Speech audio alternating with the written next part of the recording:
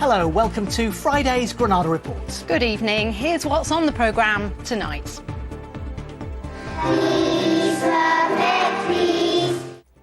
The children singing out a message of peace, while Ukrainians here can only watch events in their homeland and hope.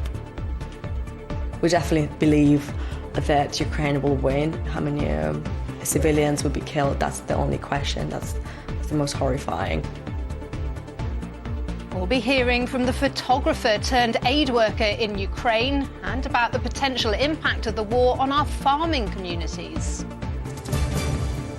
Also tonight, a blood disorder means Shiloh spends a lot of time in hospital. Now he's the first in the Northwest to get a new drug that could change his life. We're with the Manchester Thunder for a behind-the-scenes look at preparations as netball returns to the Manchester Arena for the big War of the Roses clash. And the Manchester Film Festival launches this weekend with over 130 films to watch across the week. I'll be chatting to some of the film stars from the festival at the end of the programme. First tonight, vigils are being held across the Northwest for the people of Ukraine, 16 days after the invasion by Russia began. One school in Cheshire decided to turn theirs into a fundraiser as well. Well, the Ukrainian communities in our region, meanwhile, have welcomed moves which could see the public here being asked to open their homes to refugees. Tim Scott has our top story.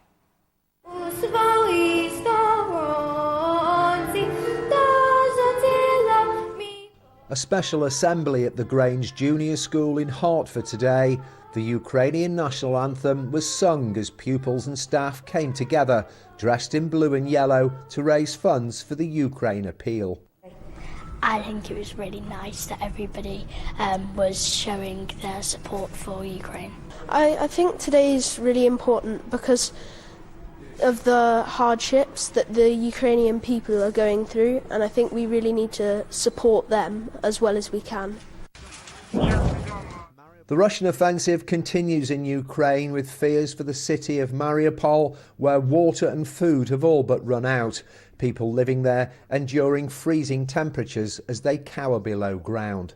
We definitely believe that Ukraine will win, but it's only about the time and how many civilians will be killed. That's the only question. That's the most horrifying. In the Wirral, UK-based Ukrainian Natasha Tarvanska and her mother and stepfather spend each day looking on in horror and praying their loved ones are safe. Natasha told me what it was like for her friends in Ukraine as the invasion started. It was chaos happening everywhere. People were running around trying to some leave their houses, going to the west side. Obviously, lots of people stayed as they are still. Yeah. But it was shock. It was heartbreaking. Natasha is trying to get 2 children to the UK. She's filled in the online government form, but is still waiting for news. If we haven't, it's Friday, we still haven't. And yes, I think, heard the news, but Russian soldiers are spreading. So we just every day we're more in terror. Today, though, a message of hope for Natasha from our government regarding Ukrainian refugees. In just a few days' time, we'll be announcing the details of a Ukrainian humanitarian sponsorship route where UK families or businesses can sponsor Ukrainian refugees who don't have family here to come over. It looks as though they're going to allow Ukrainians to come over here and be put up in British people's homes. Are you happy with that, I guess? Fantastic. That is what we're trying to get across. That's what I think all British people are trying to get across. We're showing their support. So that was fantastic news to us. Natasha says she's been encouraged by the support shown to the Ukrainian cause by people in the UK. This vigil took place in the Isle of Man, and while the war shows no sign of letting up, neither do the efforts to bring hope and solidarity to those who are suffering. Tim Scott, ITV News. Amazing response every day, isn't it? Well, meanwhile, many volunteers continue to drive lorry loads of aid over to Ukraine. One of them is Harley Whitehead. Now, he's a photographer from Accrington who spent a lot of time working in Kiev before the conflict. I spoke to him before we came on air, and he described the situation where he was in the city of Ternopil in the west of the country. And just a warning, there are images and details in the interview that you may find distressing. The Russians haven't really arrived here yet, but there has been a lot of activity in the air. Everyone's on edge. It's just due to Russian saboteurs dressed as civilians, and obviously even some Ukrainians as well. You know, that obviously pass information on to the Russians. We seen last night. We was at the window, and there was some people walking during curfew time. And within about a minute, there was Jeeps surrounded them, shining torches in the faces, bundled them in the back of the car, and then drove off with them. So I don't know what happened to them people, but yeah, it is quite serious and it's very tense at the minute. Yeah, it must be very scary as well to be in the middle of it.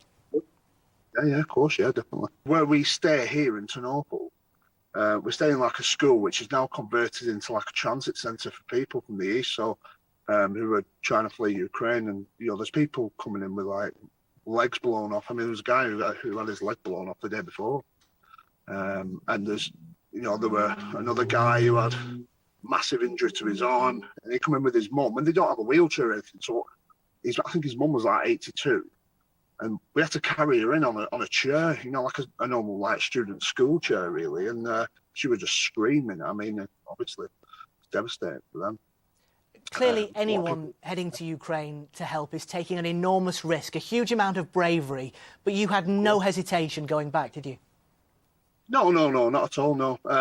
Obviously, it's just like home to me. So, I mean, I think it's a different sort of anger and determination when it's like home. You've driven over there from the northwest with a lorry full of aid, but you were met with a very hostile reception when you arrived. Tell us about that. So on the way here, we passed numerous checkpoints. We got searched 3 times. They went through one of my bags with my laptop in. I used to study Russian really, so because I was living in Kiev and the east, and I had a dictionary and a textbook in the bag, with some construction drawings that was also in the bag, and obviously they seen that. I was sat in the driver's seat of the van, and my mate here was at the back of the van, and I just heard him saying, "This is a big problem. Do you know what this is?" Obviously, he didn't really know what it was, so I've come out of the van, a shotgun pointed at me, and we were stood there for 45 minutes with a shotgun pointed to my stomach, just trying to explain, what was going on. But yeah, it was tense. Yeah, that sounds incredibly tense. Yeah. So what is your plan now? Is it more trips back and forth? Yeah, so we go to the border, we fill up every day. I'm going back to Poland now to collect more stuff from a guy in Germany in the morning, so I'm going to be back here again tomorrow. Well, Harley, we really appreciate you taking the time to talk to us. You're doing an incredible thing. Please do stay safe, and many thanks. Thank you. That 45 minutes at the border held at gunpoint sounds terrifying. I know, such a brave man. Yeah. Thankfully, it was all cleared up. Well, next to concerns about the effect that war in Ukraine could have on our food. Both Russia and Ukraine play a role in growing the crops that end up on people's plates. Well, now farmers in the northwest are warning that production costs are soaring and they may not be able to harvest as much as usual. Our Merseyside correspondent Andy Bonner has spent the day at a farm in Tarbuck to see how they're coping with that added pressure. Ollie Harrison knows farming can be a risky business, but the stakes at the moment seem particularly high. This is a field of wheat, and when we planted it, fertiliser was £300 a tonne. Now it's over £1,000 a tonne, so we've got some decisions to make about how much we feed it. The fertiliser, which gives nutrients to his crops and ultimately helps grow our food, has soared in price. Russia's the world's biggest exporter of synthetic fertiliser, but those exports are now restricted. While the UK makes about 2/5 of its own fertiliser, it's feared rising gas prices will halt production here. I asked Ollie to show me his supply. Seems to me like you've got a lot of fertiliser here. You'll be all right with this, won't you? Well, there is a significant pile behind us, but if you think we could put that on our acreage in an afternoon, that's just the scale of how much is needed on farms. And fertiliser is responsible for around 60% of your yield. So if you think that there's a fertiliser shortage in the UK or fertiliser shortage globally, then there could be shortages of crops grown. It may be some comfort to Ollie that crop prices are also high, but they are fluctuating, meaning he's constantly checking, hoping to sell wheat he's kept back at a premium. There is no certainty in this market. How bad is the situation at the moment? Well, I'm only 41, it's the worst I've seen. It's come September, what do we plant? Are the risks too high to plant anything? That's the thing. Can we get hold of this stuff for next year? We can't farm without it, that's the problem. We can, but the yield is so low that we'll fall short of food, really. As prices go up, the margins are narrowing. The price of tractor diesel has tripled in a year. Couple all of this with the effects of the pandemic, and Ollie says it is the perfect storm. Are you worried? I'm always the glass is half full, but it is a worry, and there is a lot more people more worried than me. 2 years ago, we had a massive drought. We lost a lot of money. If we had one this year, we'd probably lose 3 times as much money, even though it's on the same area, just because of the input costs have gone up. You know, it's not just me, it's everyone, like I say, but the risks at the moment are very high. We've got toiletries, nappies, shampoo. Ollie's been coordinating a huge effort to get aid to Ukraine and Poland through the farming community. So hopefully this will go next week. He says people here shouldn't panic about the concerns over food. If we all shop local, eat seasonally and avoid food waste, it will at least ease the pressure being felt by farmers everywhere. Andy Bonner, ITV News, Tarbuck. Well, the very latest on the war in Ukraine will be coming up on the ITV News in 15 minutes. Russia ramps up its assault on Ukraine as President Putin's troops target more cities. The military convoy approaching the capital spreads out. We'll have Emily's story. She's endured 40 operations at just 14 years old after the Russian bombing of Syria. I keep asking, what did any child do to deserve this? Like what's happened to my daughter? Is Chelsea a club in crisis? What Frank Lampard had to say about his former club. You say, me llamo. And an entertainer for generations of children, the legacy of Sesame Street star Emilio Delgado. We'll have those stories and much more at 6:30. Well, more of the day's news, and the Isle of Man is to reopen its dedicated COVID ward after a sharp rise in cases. 177 people tested positive for the virus in the past 24 hours. That takes the total active cases to more than 1,000. Manx Care say they're taking extra precautions, but people should not be alarmed. The numbers are not at a critical level, and the hospital is coping with the number of patients that are coming through, but we're having to make some changes because of the patients that are turning up with COVID. And to help us to do that, we're cancelling non-essential staff training so that we can boost the numbers of people who are available to help provide care. £84 million in government funding has been announced to make rail services in the North West more reliable. It will go on track improvements, platform extensions for longer trains and larger depots. There'll also be improvements to passenger facilities at some stations. Eton College could open a sixth form academy in Oldham as part of the government's levelling up process. It'll be aimed at getting students the A-level grades needed to get into universities like Oxford and Cambridge. The pupils will have access to staff and resources from the prestigious public school.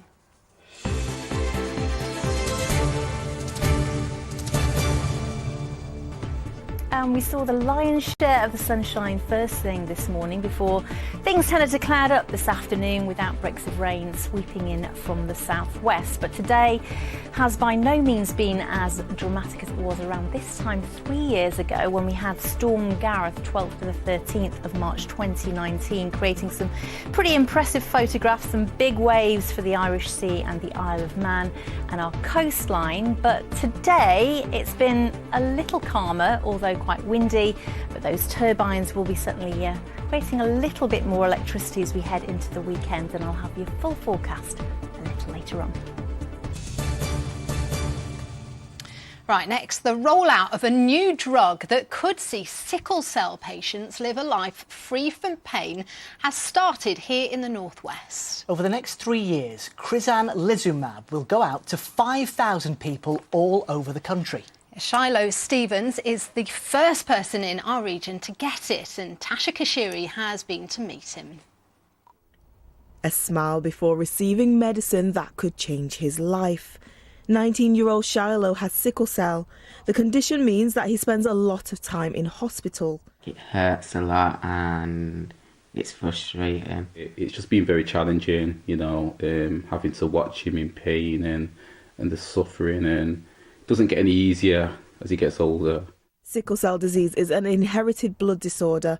It causes red blood cells in the body to be an unusual shape.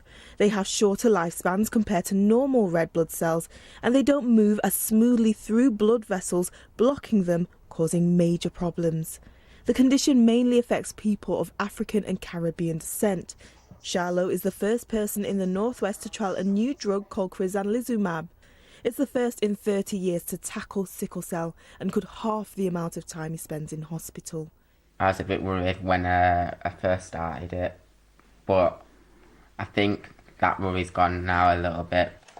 It's a big step to helping those with the disease, but sickle cell sufferers say it's not enough. It's a great step forward in one way. It's long overdue, no doubt. 5,000 people the next 3 years.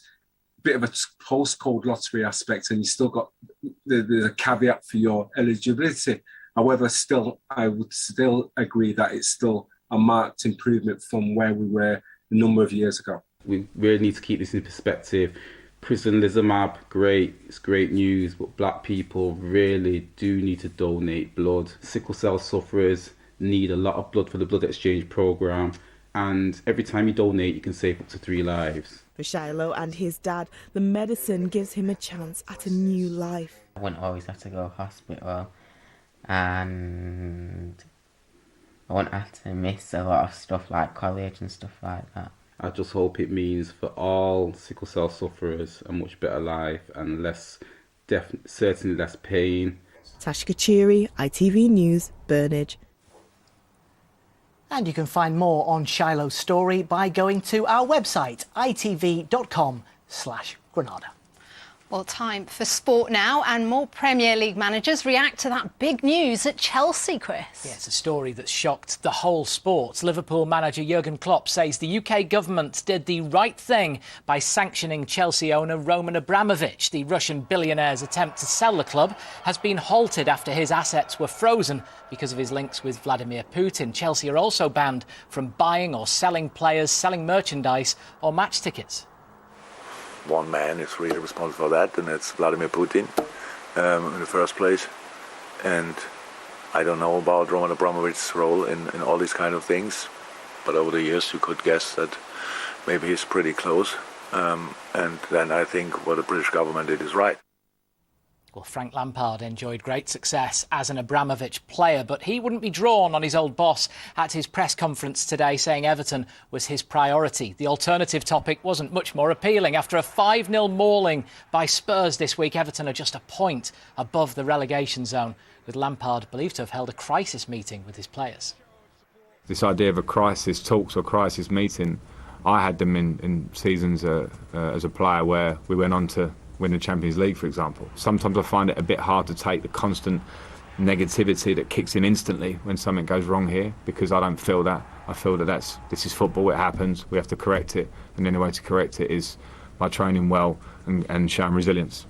Now to a huge moment for netball fans as the Manchester Thunder return to the big stage. Tomorrow they'll take on Leeds Rhinos at the AO Arena as the Netball Manchester Live event returns from a 4-year absence. And sitting top of the Super League table, Thunder are in a mood to entertain a bigger audience, as David Chisnall reports. It's hosted some of the biggest acts in the world, but this weekend, netball's Manchester Thunder are headlining the Manchester Arena. Their War of the Roses clash with Leeds Rhinos in the Super League will take centre stage. And before the big day, they've been to see how preparations are going. What's it like being down here in the centre? You're going to be playing there tomorrow. Yeah, it's good to be here, having a little bit of a sneak peek before tomorrow. I mean, we don't see the work before the match, so coming here tomorrow, everything will be set up, and I think the girls are super excited to play in front of this arena. It's going to be great. We can hear them banging away in the background here. Are you going to be helping them out, the guys, before you play tomorrow? Maybe after this interview, I'll help them set up. We'll get you a hard hat and a high vis all sorted for you as well. No, I'll just play netball tomorrow. Well, this will be the 4th time the Thunder have played at the Manchester Arena. The last time came back in 2018, and after the COVID pandemic, they're hoping a big crowd will be a big boost, not just to the club, but the whole sport. Crowds haven't been quite the same across indoor sport. I mean, we talk to people from different sports as well, and it's just getting that confidence to get people back in here, get them feeling safe again, and get them used to getting out and about. I wish we could do it week in, week out, but obviously one step at a time. With 7 wins from their opening 7 games, Thunder sit top of the Super League table. They've tagged it as being Thunderdefeated on social media and hope to continue that in front of their biggest crowd of the season. Thunder fans are absolutely phenomenal. We have the drum going, everyone's chanting and singing, and hopefully, we'll have that same atmosphere again tomorrow. Hopefully, we're trying to push that 4,000. We're not far off it, so everyone can get the tickets. It's not too late, and hopefully we'll break that 4,000 tomorrow. And it was your birthday this week as well. Yeah, it was. So it would tomorrow. be quite nice, wouldn't it? It would be a very nice birthday present if the girls could come out with a win, and we get a great crowd here as well. Well, as well as singing happy birthday to their head coach, the team also want to be on song in the game. There's been some big acts playing here. We've had the likes of the Rolling Stones, Madonna, Lady Gaga. Gosh, yeah, the standard is set, but we're not singing tomorrow. We'll be singing on court and playing some great netball. Sing when you're winning, that's the standard. Exactly. Love we'll it. do that. It is a league match, but the winner of these Lancashire and Yorkshire rivals will take home not only symbolic silverware, but also the pride of the North. David Chisnell, ITV News, Manchester. Yeah, good luck to the Thunder and to Wythenshawe Town Football Club, who are in the quarter-finals of the FA Vase this weekend for the first time in their history. Also 2 wins from Wembley are Stockport County, who are in the quarters of the FA Trophy. I love this time of year. So much going on in sport. So much going on, isn't there? Good luck to everybody. Now, Mike, have you been to the cinema recently? Mel, I can't remember the last time I went to the cinema and watched a film that wasn't actually a cartoon. I do have children, by the way. I'm not just a big kid. But it's been a while. Yeah, I haven't been since before COVID. I'm desperate to go back. But if you are a fan of films, then next week you will be in your element here in Manchester. Yes, popcorn at the ready, as more than 130 films will be screened across the week, with 27 world premieres and 74 UK premieres, all at the Manchester Film Festival. Yeah, it's something everyone can get involved in, and Manchester is certainly giving Toronto and Cannes a run for their money. Our entertainment correspondent Caroline Whitmore has been taking a look at some of the films on show.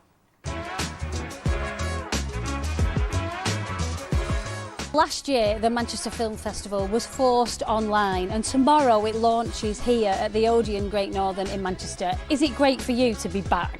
Yeah, it's fantastic to be back in the cinema. The cinema experience can't be beaten. It can't be replicated staring at a laptop in your bedroom. So it's just amazing to be back out sharing these films with a live audience. We've got 2 films starring George Mackay. We're going to start with a short film called Find the Light, and then we go straight into the main feature film, which is Wolf, starring George Mackay, Lily Rose Depp. They say the wolf and the wildcat are natural enemies. But they're wrong. And at the moment, it doesn't have a UK release, so this could be its only UK play in the cinema. Natalie, as a Northwest-based filmmaker, how important is it for you to be part of this festival? Oh, Manchester Film Festival's hugely important to me and the team on Blank. It's just such a great festival. I mean, it's up there with the likes of Toronto, Cannes. It's a rising star in the film festival circuit for sure. Something is going on out there, and it's affecting us in here. Natalie, your film Blank is being screened this Tuesday at 8 o'clock, and it's your directorial debut, isn't it? Yeah, I'm so excited to get this film out there. It's about a writer that's got writer's block, and she goes to this AI-run retreat to try and write her novel, and the robot gets a virus and locks her in with her, and she won't let her out until she's written the book, which, you know, therein lies the problem.